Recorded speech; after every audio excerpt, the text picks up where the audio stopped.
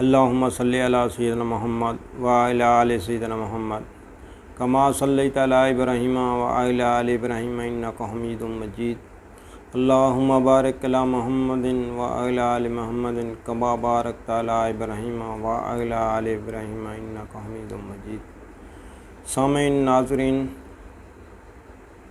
دوست احباب اور تمام ویورز، السلام علیکم۔ آج جس بیماری کے بارے میں ہم جانیں گے، ڈسکس کریں گے، وہ ہماری پچھلی ویڈیو کے ساتھ ملتی جلتی ہے۔ ہم نے پہلے تھائرائیڈ گلینڈز کے بارے میں کی تھی، اس کے ہائپر تھائرائیڈزم کے بارے میں ویڈیو ہوئی تھی، جس میں تھا کہ تھائرائیڈ گلینڈز کا کام کرنے کی صلاحیت بڑھ جانا اور تھائرائیڈ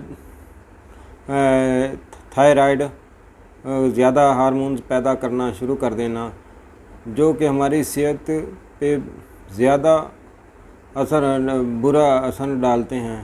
اسی کے برعکس یہ تھائرائیڈ گلینڈز اگر کم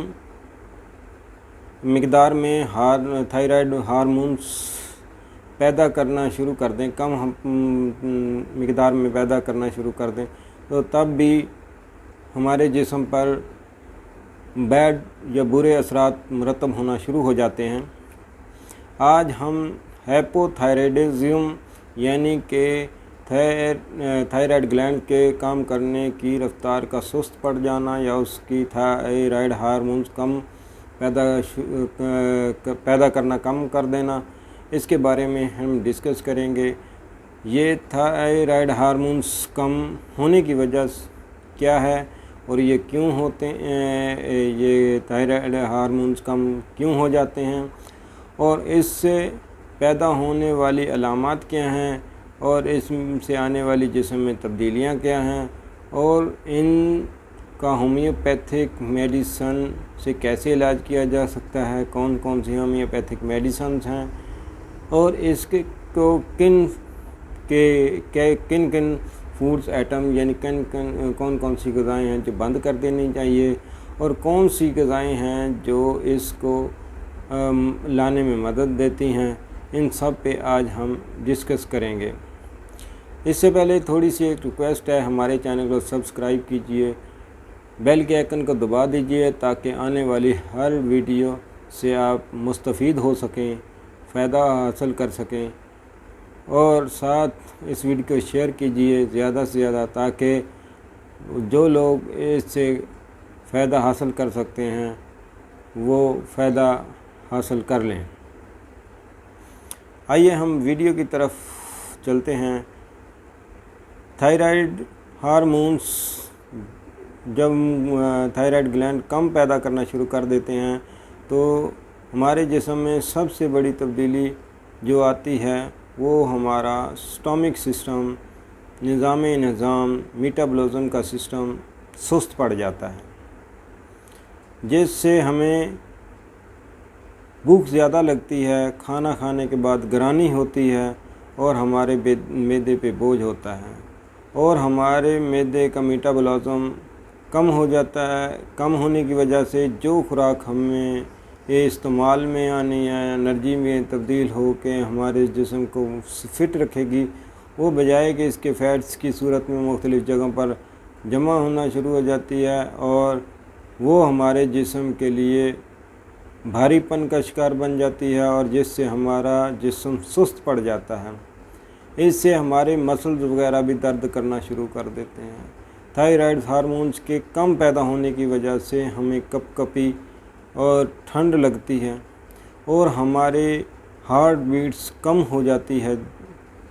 یعنی کہ دل کی رفتار کم ہو جاتی ہے اور ہمارے سر میں اکثر ہارمونز کم ہونے کی وجہ سے پیشنٹ کے سر میں درد ہونا شروع ہو جاتا ہے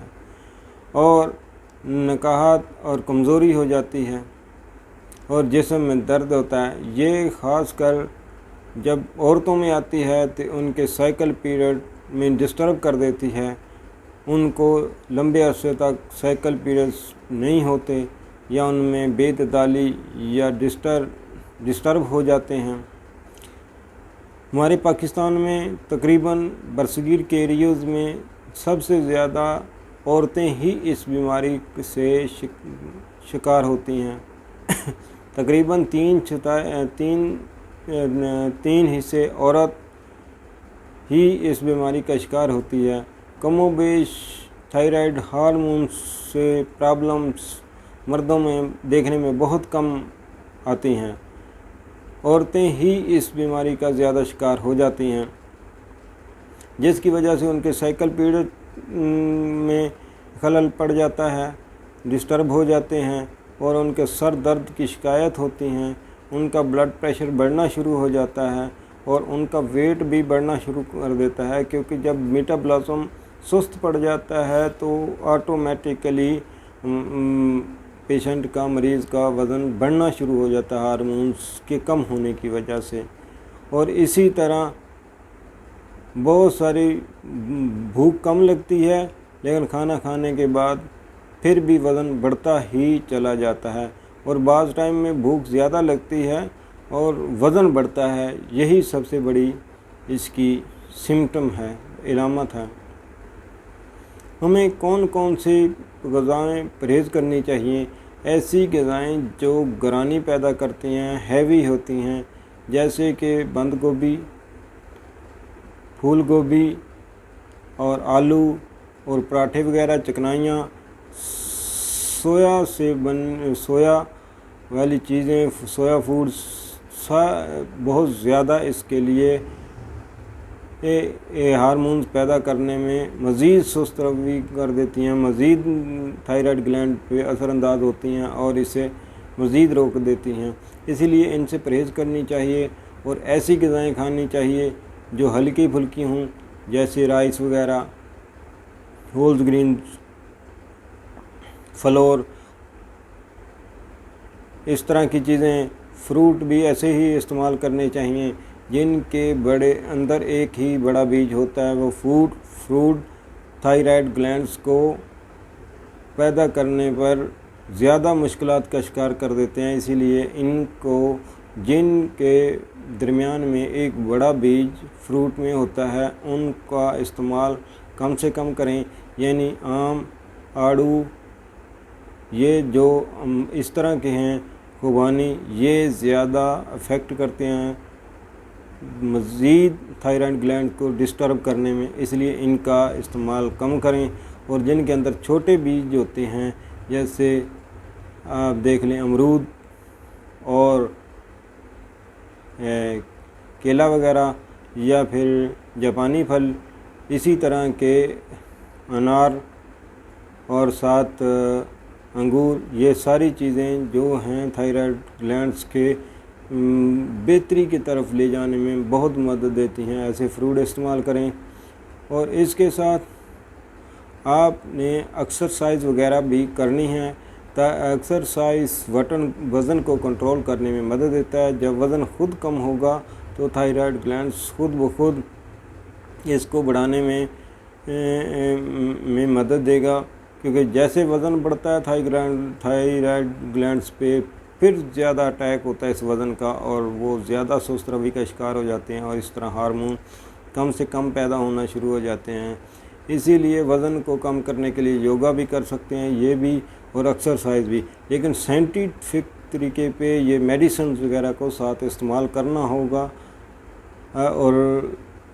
یوگا بھی کریں، ایکسرسائز بھی کریں، اور فوڈز کا بھی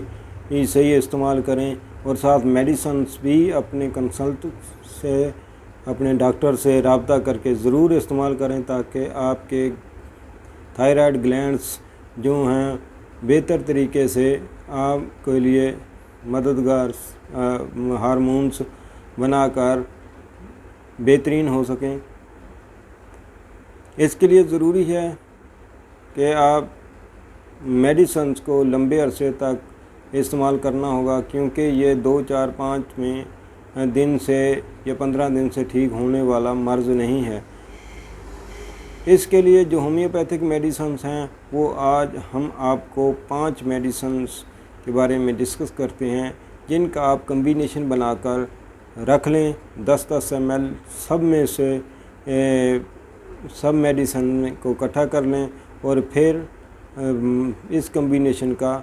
اس مکسچر کا 5 قطرے صبح دوپہر شام میں استعمال کریں، انشاءاللہ آپ کو 100% فائدہ حاصل ہوگا۔ اس میں سب سے پہلی دوائی ہے جو ہومیوپیتھ میڈیسن کے بیلا ڈونا آپ 30 میں لیں گے، اس کے بعد آپ کلکیریا کارب 30 میں لیں گے، پھر آیوڈم اس کو 30 میں لیں گے۔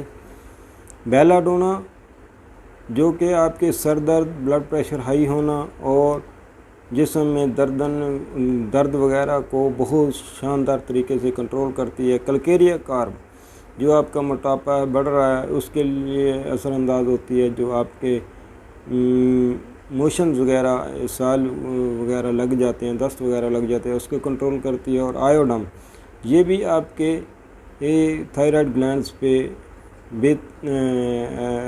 اثر انداز ہو کر اس کو صحیح طریقے سے ہارمونز پیدا کرنے میں مدد دیتی ہے۔ اس کے بعد ہے پچوٹرین، یہ بھی دوائی 30 میں ہی لینی ہے، اس کی مقدار کم یا زیادہ نہیں کرنی، مقدار سے مراد اس کی طاقت کم یا زیادہ نہیں کرنی۔ 200 میں بھی آپ نے لینی، 3x یا 6x یا کیو طاقت میں نہیں لینی، 30 میں ہی لینی ہے۔ اور آپ نے لینی ہے تھائرائیڈین بھی 5ویں میڈیسن ہے، یہ 5 میڈیسن آپ لے لیں، 10 ml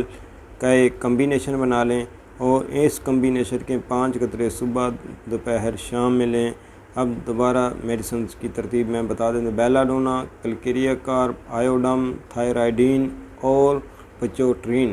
یہ 5 میڈیسن 5 کی 30 طاقت میں لے لیں انشاءاللہ۔ جو سمٹم بتائی ہیں اس کو، اور آپ یہ کھانے کے بعد 15-20 منٹ بعد، آدھا گھنٹہ بعد آپ لے سکتے ہیں، انشاءاللہ آپ کو ان سے بہت زبردست فائدہ ہوگا۔ یہ 100% کامیاب نسخہ ہے، انشاءاللہ آپ کو بھی امید ہے 100% ہوگا۔ آپ اس پہ یقین کے ساتھ اس کو استعمال کریں اور آپ اس سے فائدہ اٹھائیں۔ اگلی ویڈیو تک ہمیں اجازت دیجیے اور ہمیں بھی دعاؤں میں یاد رکھیے، انشاءاللہ آپ کو بھی شفا ہوگی اور